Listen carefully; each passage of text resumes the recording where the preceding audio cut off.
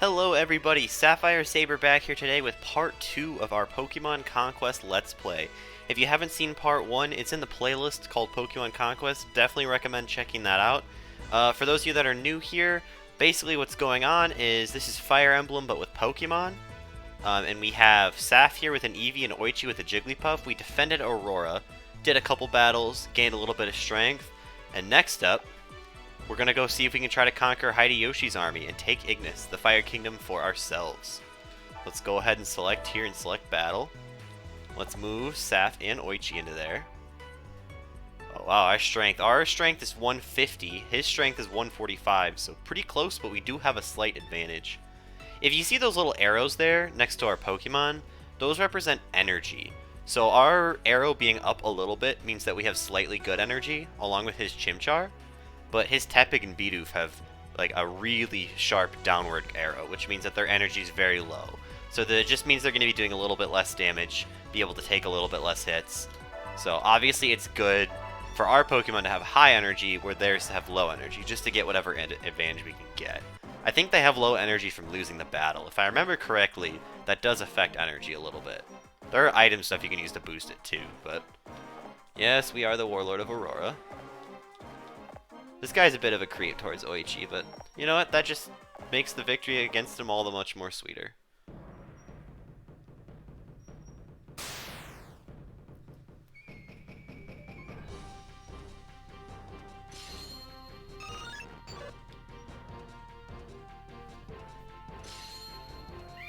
Yeah, it is a 3v2 though, so if we're not careful, we could get overwhelmed. We should be okay.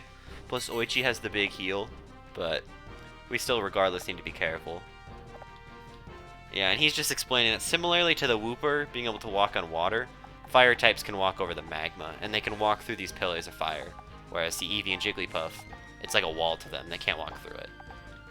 So, I don't want to approach too much here, because Chimchar can come all the way here. If I were to stand here, he'd be able to hit me.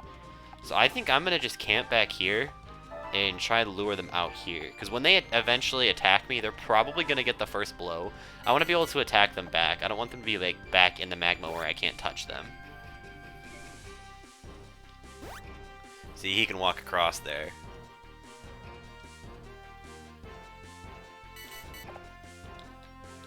And she's telling us about the pillars of fire. They kind of go away too.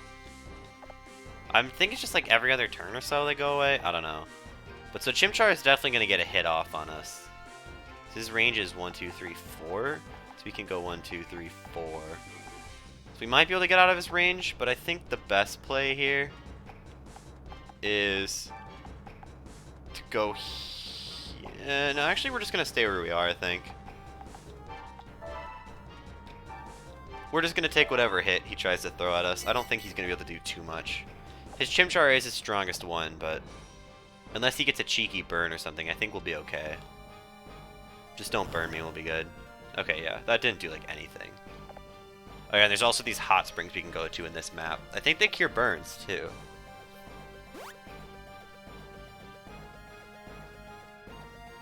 They're moving in. Alright, so I'm going to try and get on the side of Chimchar here. I want Jigglypuff to go first, because if we're going to end up knocking him out, which I don't think we will anyways, just in case. Oh, that was a big miss. Okay, we're going to go for Tepig here then. The sooner I can get Tepig out of the way, the less damage there is and less burn chances there are coming at me each turn. He does have Blaze boosting his attack, but the Tepig had really low energy and wasn't super strong. So I don't think it's going to be a huge deal. This shouldn't hurt too bad. Jigglypuff's pretty tanky. Yeah, Jigglypuff's good. Ooh, that's actually a little scary with Blaze. This could do a lot. Oh, he missed. That was a big miss. That is unfortunate for him. Oh. They just took out the Tepig for me. That's so funny. Oh. They took out the Bidoof too? I don't even have to play the game. Okay, well, I'm not even slightly scared of this battle anymore, so I'm just gonna grab this item. Some gold. We'll just take a shot at the Chimchar here. Chimchar was the only real threat regardless, but now there's just less damage coming at us each turn. So I'm not at all scared of this battle anymore. Alright, let's let Jigglypuff come in. Alright, don't miss this time. There we go. Alright, that did pretty good damage. Let's see, I don't think Eevee can finish him though. No, we'll get close though.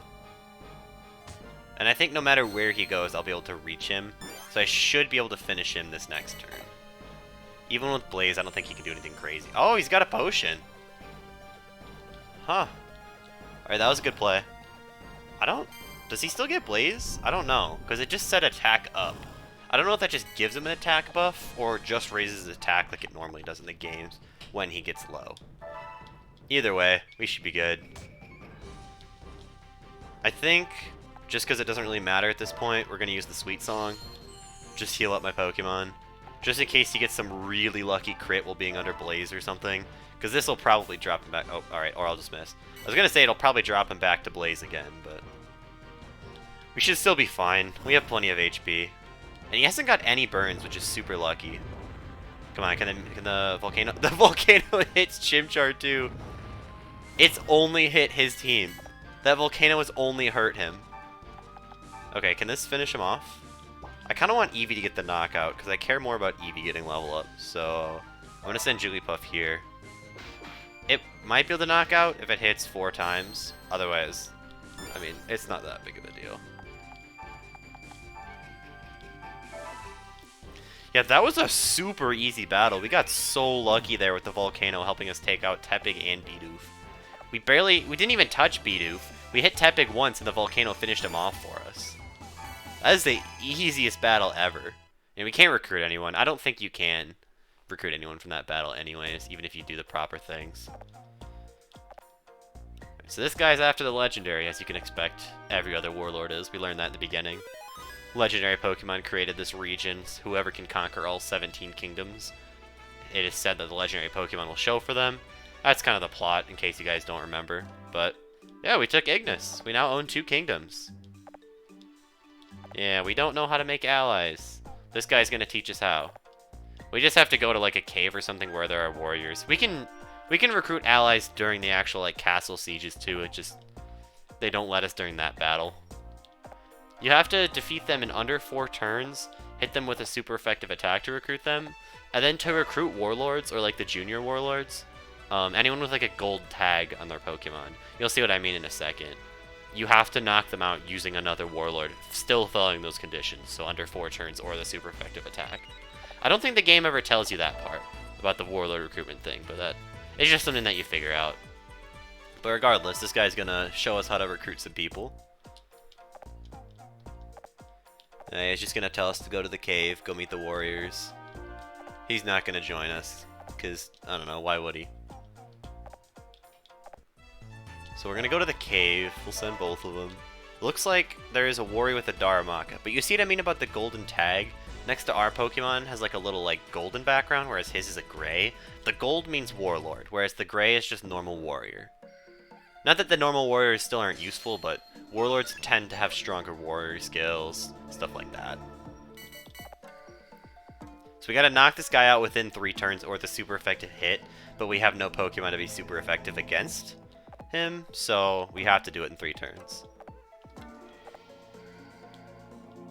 So his move is actually a bit unique. You see the arrow that there's a blue square and then a yellow square? So the yellow square is obviously where he can hit, same as Ember. But unlike Ember, he moves to the blue square, so he steps forward and then hits in front of him. So if Darumaka were to stand right here, he could hit Eevee. So I think what I'm going to do is just go attack him. But yeah, it should be okay. We'll do big damage here. Be able to 3-shot him, and hopefully Jigglypuff will get it over there before too long. But see how his move works here. He has the ability Run Up, so when he walks, he does more damage. Which actually is pretty synergistic with Flame Wheel, because then he gets to move and get his ability buff. But yeah, Darumaka's pretty good. The next 2 kingdoms are grass and water, so it's good to recruit a fire type warrior too. I'll probably go for a second one, maybe 3, depending on how I feel, just so I can get, you know, more fire types. Because if you show up to the grass kingdom with 3 fire types, you're just gonna obliterate. Although I don't want to make the challenge too easy. So Jigglypuff can knock him out here, so I'm just going to go grab this item with Eevee. Get the potion. That could be useful. And then Jigglypuff should be able to take him out. Alright, and 8 turns left, so this was turn 2, so he's going to be able to join us. We are going to be able to recruit our first warrior. And he has a Darumaka by default. Most warriors don't come with their perfect partner. In fact, I don't think any of them do. If you see that it says 15 out of 68, that means that the 68 is like the max potential, so it's not a perfect partner because he can't get to 100. If you go onto the warrior, you can see that he likes grass and fire types, so he is able to recruit those and have high percentages. So that's why even though Darumaka isn't as perfect, it still is a pretty high percentage, just because he does like fire types. I want to say this guy's perfect partner is like Sawaddle or something really weird though, but we're not super stressed about this guy. He's probably not going to be on the team forever, but he'll be useful for now.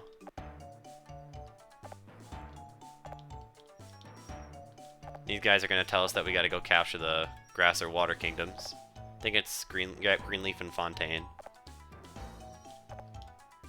And they're telling us about the type triangle. Because the game kind of pushes you to get the fire kingdom first, get a fire warrior, and then it's like, hey, you can go to the grass kingdom, use your fire Pokemon to beat the grass kingdom, be super effective, recruit lots of grass types, then you can use those grass types to go to the water kingdom. And then you just kind of have all sorts of type coverage from the rest of the game from that point. Which she still doesn't like war, even though she joined my army to start war. I don't know, doesn't make a lot of sense. Yeah, and she's just telling us that we can capture new types. And she has to battle with us. I don't know, I mean, it kind of sucks, but we can always just give her a better Pokemon rather than Jigglypuff anyways. So here's Fontaine, and then here's Greenleaf. So Greenleaf has a little bit lower of a strength, so it actually is advantageous of us to go to Greenleaf either way. But I think we're going to just recruit another Fire-type Pokemon in here. Oh, there's 2 warriors in here. Okay, let's just try to get both of them then. I don't think the game lets us link new Pokemon yet. I don't think it lets us do that, but if we could recruit both of these warriors, this grass kingdom's gonna be super easy. Oh, I can hit the Tepig and grab the item, and he'll be trapped. He can't move. He can't jump off that cliff, and he can't hit right in front of him. That's actually pretty good. Alright, Darumaka won't be able to hit anyone, but what does his warrior do? Any allied Pokemon who are poisoned or paralyzed. That could be useful, actually. I don't know if they have to be adjacent or not, but either way, that could still be handy. Yeah, see, he's stuck.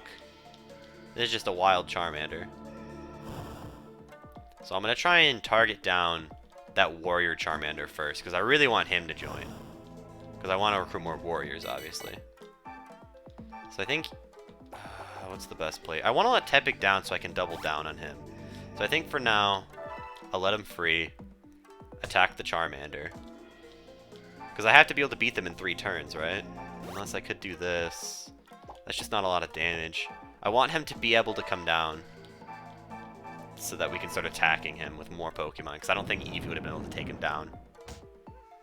Darumaka can't do a lot here, but... oh well, he's here. He's trying his hardest. Yeah, so we set the Tepig free a little bit, but now we can just double down on him. Which I think what I'll do. Because we can't double down on the Charmander. Ooh, Lullaby. Nice. So the wild Charmander we just don't have to worry about right now. I think a good strategy here... so Darumaka can still only hit the Charmander. Actually, no, he can hit this Charmander right here. Yeah, we'll do that. And he'll get the run-up damage boost. So I think it'll do a little bit more than that 7 that was displayed. Oh, no, maybe that did include it in then.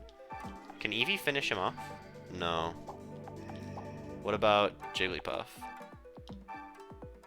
Potentially, but not worth chancing.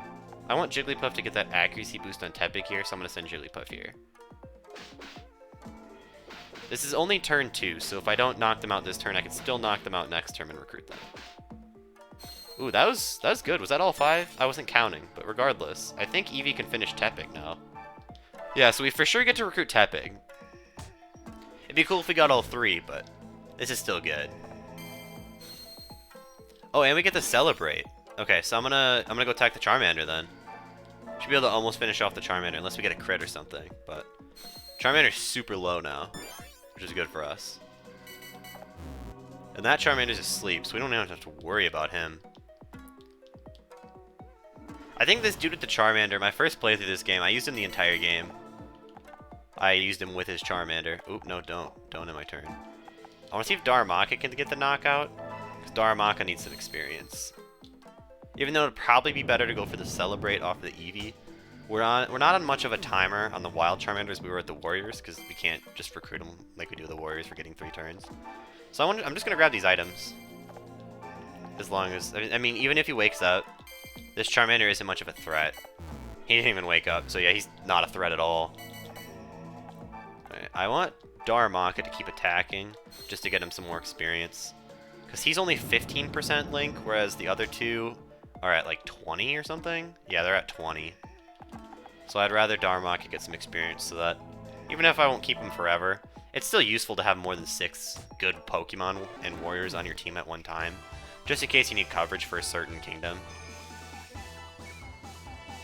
Alright, it's just telling us that we're able to recruit them. Got a potion, and we can recruit both of them. Perfect. Maybe this is the guy that likes Swaddle. Yeah, actually I think it's this guy that likes Swaddle. But up to 70% on a Tepig and up to 62 on a Charmander, so not bad. What does this guy like? Flying and fire. I want to say he likes Litwick or something. No, this can all be found in Cerebi, so if I ever want to worry about it, I will. But yeah, now we have 5 Warriors and 3 of them are Fire types, so Greenleaf doesn't stand a chance. And that's just saying their turns. They're never going to attack us, because I think they said last episode that neither of them are very interested in trying to conquer the whole kingdom. But I think that's where we're going to wrap it up today, guys. We conquered Ignis, and we recruited 3 more Fire-type Warriors, so we are just going to obliterate Greenleaf. We have more Pokemon than them. We have 3 super effective Pokemon than them. Our strength is over 100 higher. I mean, Greenleaf doesn't even stand a chance. But regardless, I've been recording for a little bit, so I think this is going to be it for episode 2. If you guys are liking this series, remember again, just subscribe, leave a like, comment, tell me all about it, tell me your favorite part. One of these fire types might end up on the final team, so you guys tell me in the comments which one you like best, and maybe I'll pick off of that. But until next time, I'll see you guys when we go attack Greenleaf. Thanks for watching. Goodbye.